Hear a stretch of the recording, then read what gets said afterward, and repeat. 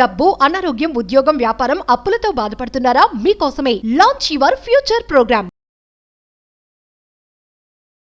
నమస్తే, welcome back to Suman TV. ప్రస్తుతం మనతో పాటు ఉన్నారు legendary award winner, analyst and TEDx speaker, realtor oxygen founder and CEO doctor Nandi Rameshwar Rao గారు. సార్తో మాట్లాడదాం. నమస్తే సార్. నమస్తే. సార్, RBI గోల్డ్ లోన్ తీసుకునే వాళ్ళకి కొన్ని కొత్త రూల్స్ తీసుకొచ్చిందంట. అంటే దీనివల్ల సామాన్యులకి కొంచెం సమస్యలు ఎదురవుతున్నాయని చెప్పేసి అంటున్నారు. ఎందుకు కొత్త రూల్స్ తీసుకురావాల్సి వచ్చింది? ఆ విధానాలు ఏంటి సార్ ఒకసారి? ఇప్పుడు చెత్తకోటి దరిద్రాలకి అనంతకోటి ఉపాయాలు ఉన్నాయి. రూల్స్ టైట్ అవుతున్న కొద్ది మన ఫ్లెక్సిబిలిటీ కూడా పెరిగిపోతుంది. గవర్నమెంట్ రూల్స్ ఎట్లా ఉంటే మంచి కోసం పెడతారు, చెడ్డ వాళ్ళ కోసం పెడతారు, మంచి వాళ్ళు మాత్రం ఫాలో అవుతారు. Rules are kept for bad people, but rules are followed by good people. ఎందుకంటానంటే ఇప్పుడు బంగారంలో మీకు మేబీ 1-2 years బ్యాక్ ఒక ఇష్యూ అయింది. ఏంటంటే ఒక ఆయన 15 లక్షలు విలువైన బంగారం పెట్టాడు లోను. పెట్టిన తర్వాత ఆయన కట్టలేపాడు, వడ్డీ కానీ ఒకటి కట్టకపోతే బ్యాంక్ ఏం చేసింది, ఆక్షన్ చేసింది. ఆ 15 లక్షలది 12-13 లక్షలకి ఆక్షన్ చేసింది. ఎవరో ఒక కస్టమర్ కొనుక్కొని ఇంటికి వెళ్ళి టెస్ట్ చేస్తే అది నకిలీ గోల్డ్. మరి ఈ పరిస్థితి ఏంటి? బ్యాంకు స్వయాన గవర్నమెంట్ బ్యాంకు. మరి ఏమైంది? ఈయన పెట్టినప్పుడు కొత్తగా పెట్టాడా, లేదా అక్కడ ఏమైనా మతలబు జరిగిందా, స్కామ్ ఏమైనా జరిగిందా తెలియదు. లాస్ అయింది ఎవరు? కస్టమర్. బ్యాంక్ అంటే మేము ఇచ్చినప్పుడు బాగానే ఉంది, నువ్వు వెళ్ళిపోయిన తర్వాత దగ్గరికి వచ్చాక చేంజ్ అయింది. మా దగ్గర చెప్తే బాగుంటుంది, మీరు ఎక్కడో చెప్తే బాగుంటుంది కదా అన్నాడు. ఇప్పుడు ఎవరు తప్పు? మన హైడ్రా లాగా ఉంది ఇది. బ్యాంక్ లోన్ ఇచ్చాడు, మున్సిపాలిటీ అప్రూవల్ ఇచ్చాడు, రేరా ఇచ్చాడు, అయినా సరే కూరగొట్టారు. అట్లా నేను ఏమంటే ఇలాంటివి చాలా అయినాయి. ఒక ఇన్సిడెంట్ చెప్పాను, అలా చాలా జరిగినాయి. వెయిట్లో కొద్దిగా కలిపేస్తారు, బంగారం మీద ప్యూరిటీ తగ్గచ్చు. ఇప్పుడు అందుకే మెషిన్లు వచ్చాయి లేటెస్ట్గా. బ్యాంక్లో ఉన్నది షాపుల్లో అయితే మెషిన్స్ ఉన్నాయి. మీరు ఎస్పెషల్లీ టాటాస్ బ్రాండెడ్ GRTL వెళ్తే దే విల్ మెజర్. మిగతా చిన్న కంపెనీలు కూడా పెట్టారు. సో ఇప్పుడు RBI ఏముంటుందంటే దీని మీద లోన్ 2 లక్షల కంటే ఎక్కువ ఇచ్చినా, 2 లక్షలు ఇచ్చినా ఎన్ష్యూర్ చేసుకోవాలి that gold belongs to you. అంటే మీ ఫ్యామిలీ అంటే మీ ఫ్యామిలీ బిల్ ఉండాలి.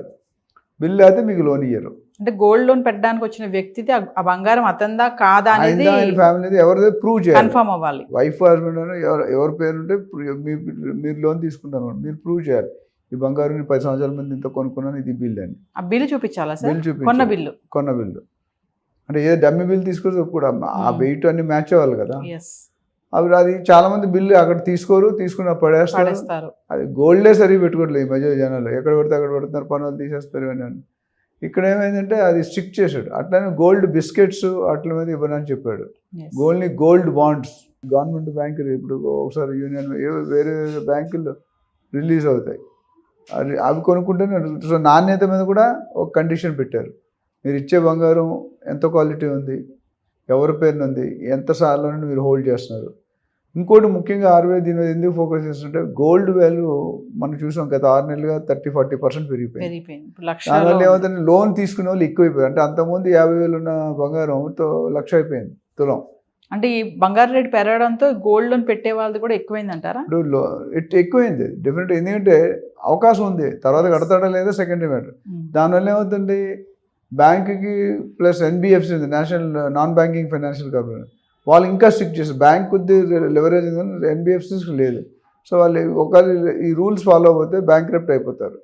తీసుకొని ఎగ్గొట్టారు అనుకోండి, కొనేది 50,000 బంగారం ఇప్పుడు 1,00,000 అయింది అంటే డబుల్ అవుతుంది. 50,000కి 20,000 లోన్ వస్తాయి, ఇక్కడ 40,000 వస్తుంది, depending on the situation. So వాళ్ళు ఏమంటారంటే మీరు తీసుకునేటప్పుడు ఖచ్చితంగా if you are not able to prove that this gold belongs to you, then you will not get the loan. Quality check, నాణ్యత. కొన్ని ఆర్నమెంట్ ఇస్తున్నారు, కొన్ని బిస్కెట్స్. గోల్డ్ బిస్కెట్ అంతకుముందు లోన్ ఇచ్చారు, ఇప్పుడు లోన్ ఇవ్వరు, ఓన్లీ ఆర్నమెంట్స్. అట్లనే దానికి కూడా సరైన ఇన్ఫర్మేషన్ ఉండాలి. ఎక్కడ కొన్నారు, ఎప్పుడు కొన్నారు, ఎలా కొన్నారు, ఏ క్యారెట్ కొన్నారు, ఎంత వెయిట్ కొన్నారు ప్రూవ్ చేయాలి.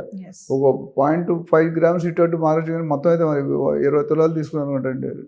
ఎంత 200 గ్రాములు. 200 గ్రాములో 1-2 grams ఆరికి, లేకపోతే మొత్తం అంతా ఉండాలి కదా. సో దాని మీద ఏమంటారంటే బ్యాంకులు కూడా ఒక హెచ్చరిక ఇచ్చారు, మీరు ఈ ఫాలో కాకపోతే కనుక. ఎందుకంటే ఈచ్ వాల్యూ పెరిగింది. అంతకుముందు 10 లక్షలు 20 లక్షలు అయింది.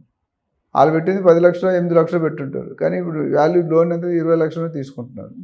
So that means they are taking bulk. వాళ్ళు ఇవ్వకపోతే ఈ ట్రెండ్ ఎప్పుడంటే గోల్డ్ రేట్ పెరిగిందంటే ఎక్కువ, అంతకుముందు కూడా లోన్స్ ఉండేవి, యావరేజ్గా ఉండేవి. ఇప్పుడు లోన్స్ బాగా విపరీతంగా పెరిగాయి. హౌసింగ్ లోన్ లాగా అయిపోయింది గోల్డ్ లోన్ కూడా. అంటే సార్ లోన్ పెట్టే వాళ్ళు కూడా ఈ ఆలోచనతో ఉంటారా, పెరుగుతుంది కాబట్టి మనకు డబ్బులు ఎక్కువ వస్తాయని పెట్టేయడం, కట్టడం లేదనే తర్వాత విషయం. ఇప్పుడు మీరు కార్ చూడండి, మీరు మాదాపూర్ హైటెక్ సిటీ వెళ్తే ప్రీ ఓన్డ్ కార్స్ ఉన్నాయి. ఏంటి, కార్ తీసుకోవాలా, 50,000 లక్ష పెడితే కార్ ఇచ్చేస్తాడు, బెంజ్ కార్ కూడా ఇచ్చేస్తాడు.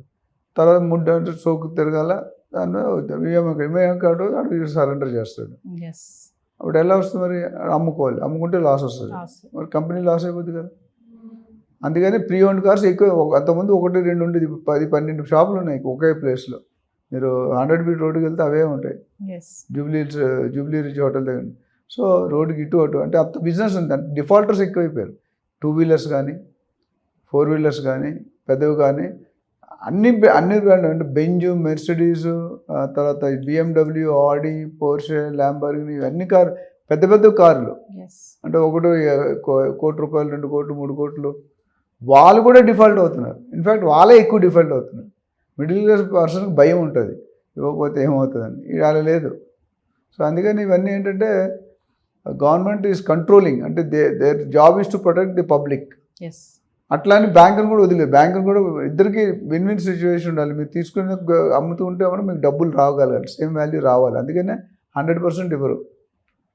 వాల్యూ ఎంత ఉందో దానికి 50-60% మాత్రం ఇస్తారు. అంటే స్కామ్స్ జరుగుతున్నాయి కాబట్టి ఈ విధానాలను తీసుకురావడం జరిగింది అనుకోవచ్చు అంటారా? అబ్సల్యూట్లీ. అందుకే, ఎందుకంటే మనకి కోర్టుకి వెళ్తే చెక్ బౌన్స్లు, డైవర్స్లు, లోన్ ఫర్ డిఫాల్ట్స్ ఇవే ఉన్నాయి. లోన్ డిఫాల్ట్ చాలా మంది, credit card defaulters, loan defaulters, housing loan defaulters, especially automobile రౌడీలు పెట్టి కలెక్షన్ టీమ్ సపరేట్ ఉండేవాడు. నయాన్నో భయాన్నో బెదిరించి తీసుకొస్తాడు, లేకపోతే కారు ఎత్తుకొస్తాడు, లేకపోతే ఇంట్లో సామాన్లు ఎత్తుకొస్తాడు, లేకపోతే మనుషుల్ని ఎత్తుకొస్తాడు, రకరకాలుగా. సో కోర్టులో 50% తగ్గిపోతుంది ఇవి కానీ కరెక్ట్గా ఉంటే. ఎందుకంటే చెక్ బౌన్స్ ఎప్పటికీ జరుగుతున్నాయి. ఎన్ని చెప్పినా, ఎన్నిసార్లు చెప్పినా ఆ తప్పులు జరుగుతూనే ఉన్నాయి, ఇంపాక్ట్ ఉంటూనే ఉంది. అందుకని government is trying to their best to control these kind of mall practices. ఎవరైనా మాల్ ప్రాక్టీసెస్ ఉంటే దాన్ని కంట్రోల్ చేయండి. ఇది ఒక విధానం. అంటే ఇంతకుముందు అడిగేవారు కాదు, ఎక్కడ కొన్నా ఉందా, పత్తులలో ఎంత, ఎవరిది. ఇప్పుడు ఏంటంటే ప్రికాషన్, ఇచ్చే ముందు ఒరిజినల్ నకిలీయా, ప్రూఫ్ ఉందా, ప్రూఫ్ ఉంటే ఎక్కడ కొన్నావు, ఎప్పుడు కొన్నావు, ఎంతకాలం నీ దగ్గర ఉంది, అవన్నీ కూడా పరిశీలిస్తారు. వాల్యూ గురించి అడుగు. ఇంటి 10 సంవత్సరాల ముందు వాల్యూ తక్కువ ఉంటుంది కదా value, but proof of purchase that your purchase from X shop at this time this year, అది ఉంటే అదొక ప్రూఫ్గా చూస్తున్నారు. అండ్ ఎవరు అయితే వెళ్తున్నారో వాళ్ళ ఎవరైతే లోన్ తీసుకోవాలో వాళ్ళ పేరునే ఉండాలి. ఫ్యామిలీ అంటే మళ్ళీ అఫిడవిట్ అడుగుతారు, ప్రూఫ్ మీకుంది, మీ ఆయన తీసుకుంటే మీరు అఫిడవిట్ వాళ్ళు మా హస్బెండ్ అని చెప్పండి. పెళ్ళైనప్పుడు అదే కార్డు తీసుకుని అట్లా గుర్తొచ్చింది, మీరు ఒకరు అఫిడవిట్ ఇవ్వాలి, షీఈ్ మై వైఫ్ అన్నా లేదా హీఈ్ మై హస్బెండ్ అని. అట్లా వేరే పేరు లోన్ తీసుకుంటే మాత్రం they should prove that it belongs to them. మరి బంగారం ధరలు చూసుకుంటే మరి 90,000 ఉన్నప్పుడు మనం మాట్లాడుకున్నాం, మరి ఈరోజు 1,00,000 దాటేసింది బంగారం ధర. అంటే పెరగడానికి గల కారణాలు ఏంటంటారు? 1,00,000 చిల్లరలో నడుస్తుంది ఇప్పుడు బంగారం. అది ఎప్పుడో మనం 6 నెలల ముందే చెప్పాం కదా, 75,000-80,000 ఉంటే నేను చెప్పాం 1 lakh రీచ్ అవుతుంది. నేను యాక్చువల్లీ 9-12 నెలలు అనుకున్నాం, చాలా క్విక్గా 6 నెలల్లోనే వచ్చేసింది. సో ఇంపాక్ట్ అనేది మనం చాలాసార్లు చెప్పుకున్నాం. 1, 2 ఫ్యాక్టర్, 4-5 ఫ్యాక్టర్లు ఉంటాయి. First US economy, inflation rate, central bank reserves ఉంటాయి, అంటే political wars, government policies, import tax effect. So ఇట్లా ఇవన్నీ కూడా రాజు చావుకు 100 మంది కారణం ఉన్నట్టు అన్ని కారణాలు, ఒకటి కాదు. And bilateral relation between country to country, immigration. యుఎస్లో నాకు తెలుసు ఆల్ ఇండియాలో పేరెంట్స్ కంట 50,000 కోర్సు ఈ ఏడాది మిగిలిపోయిందంట. అంటే ఎవరు వెళ్ళట్లేదు. ఇప్పుడు అమెరికాకి వెళ్ళమంటే people are not so happy to go to America. ఎందుకంటే నిన్న కూడా కొంతమంది పంపించారు, రకరకాల వేల మంది వెనక్కి వస్తున్నారు. అక్కడికి వెళ్ళి ఏం చేస్తారు? ఇప్పుడున్న యంగ్ జనరేషన్ నేను మాట్లాడుతుంటే they are not showing interest. వద్దులే అమెరికా అంటే ఇక్కడే పోనీ, అలాంటి సాలరీస్ ఇక్కడ కూడా వస్తున్నాయి, అవే కంపెనీస్ కదా. అక్కడికి వెళ్ళినా టాటాసే, ఇక్కడికి వెళ్ళినా టాటాస్, అక్కడైనా ఇన్ఫోసిస్, ఇక్కడైనా. బట్ ఏంటంటే ఇక్కడ స్టెబిలిటీ ఉంటుంది.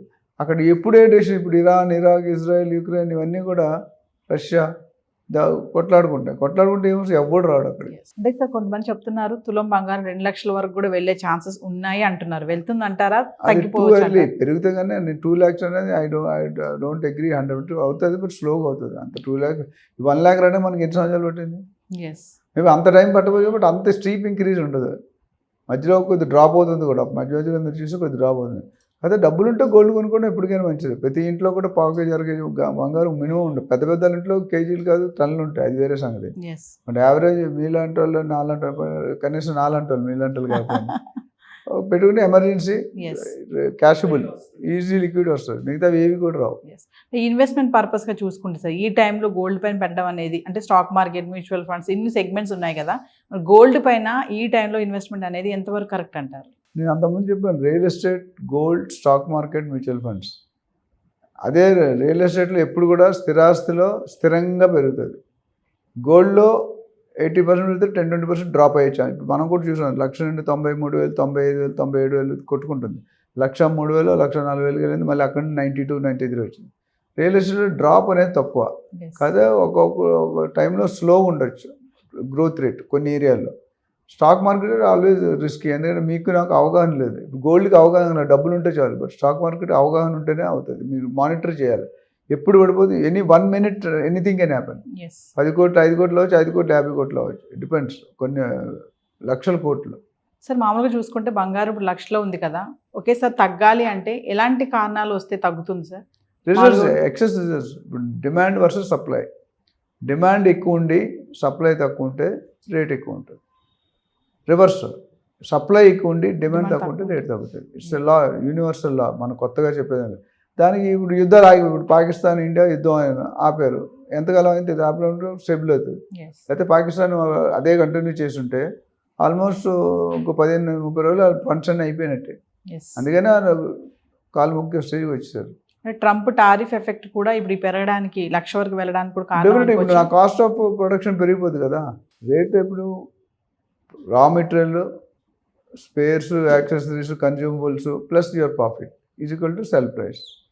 Yes. ఆ ప్రాఫిట్ తగ్గిపోతే ప్రైస్ సడన్గా పెంచలేరు, బట్ రా మెటీరియల్ పెరిగింది, రా మెటీరియల్ కొనుక్కుంటే ట్యాక్స్ వేస్తున్నాడు, ఇంపోర్ట్ ట్యాక్స్, ఎక్స్పోర్ట్, అది ఎఫెక్ట్ అవుతుంది. దానివల్ల కూడా కొద్ది చేంజ్ ఉంటుంది. ఈవెన్ డీజిల్లో రేట్లు పెరిగినా తగ్గినా అది రేట్ ఎఫెక్ట్ ఉంటుంది. Yes. Thank you, sir. Thank you.